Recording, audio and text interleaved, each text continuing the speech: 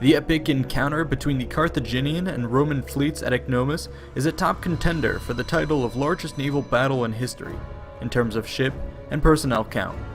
According to Polybius, 680 warships faced off, with an estimated 290,000 rowers and marines participating.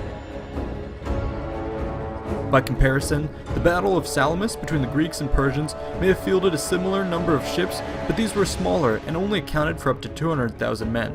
It would take almost 2,000 years for galleys to once again assemble in such numbers at the Battle of Lepanto between the Holy League and the Ottomans. This encounter saw 484 warships and 150,000 men take the field. The famed Spanish Armada and the opposing English fleet fielded 330 warships. In World War I, the Battle of Jutland involved 250 warships and 100,000 men. In World War II, the enormous Battle of Leyte Gulf involved 367 warships and 200,000 men. These numbers are simply staggering and attest to the mind-blowing scale of ancient combat. The Battle of Ecnomus took place during the First Punic War. Rome had only just secured control of southern Italy and now came elbow to elbow with Carthage, which had territorial holdings along North Africa, Spain, Sicily, Sardinia, Corsica, and numerous other islands around the Mediterranean. The conflict was sparked off in Sicily in 264 BC when a group of mercenaries upset the local status quo, creating an opportunity for both superpowers to step in and pursue their own ambitions for the island, which played a key role in the strategic control of the region. This local matter quickly escalated into a bloody 23-year war which neither side could have foreseen.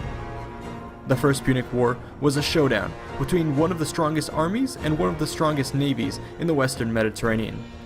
The opening stages of the war saw Rome's land forces make a rapid advance into Sicily before being checked by the Carthaginian fleet's vice grip on the island, which could strangle Roman supply logistics while keeping its own fully operational. In response, Rome decided to raise a fleet of 120 warships and face the Punic forces at sea. Though they were outmatched when it came to traditional naval warfare, the Romans were able to even the odds with the invention of the Corvus boarding bridge. Both sides now found themselves on a relatively even naval footing and threw massive resources into shipbuilding so as to gain a decisive advantage. Following their victory at Agrigentum, the Romans had expanded their war aims to include the complete Punic expulsion from Sicily. Part of this strategy involved taking the fight to Carthage's doorstep.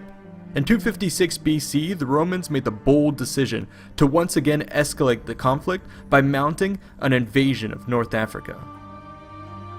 An enormous fleet of 330 vessels was amassed and made its way down the Italian coast to Messana before sailing around Cape Pacinus to link up with the main army in Sicily. Here, the pick of the Roman infantry was taken aboard to serve as marines and provide an invasion force. The navy then prepared to set out with orders to fight a fleet action or continue the journey directly to Africa. The Carthaginians were not blind to Rome's actions and had been preparing to counter the anticipated move.